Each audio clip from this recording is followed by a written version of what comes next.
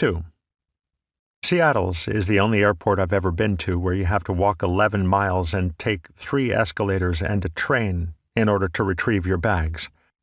No doubt the architects wanted to make sure you were in shape before you got to the heavy lifting. But our belongings had arrived in good order, and my son and daughter seemed happy to be off the plane.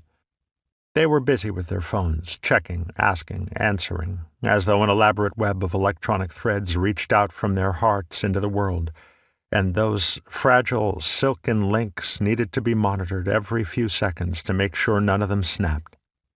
We rode a shuttle bus 10 minutes to the car rental building, with Seattle's snow-topped mountains hanging in the distance above a thin fog. I let the young woman at the desk talk me into an upgrade, a black Lincoln MKX with leather interior and a dashboard you had to spend 20 minutes looking at in order to understand. Why not? We had money enough. The clerk had offered a drastic discount, and the decision brought a spark of pleasure to the eyes of my offspring, a moment of forgetfulness, a wry twist of the mouth at their father's always entertaining lack of common sense. Instead of arguing over the front seat as they normally would have done, they both sat in the back.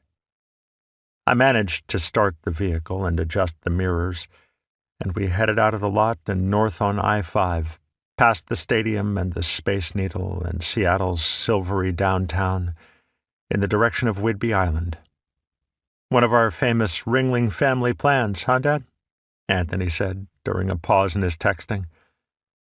There was a slight edge to the remark.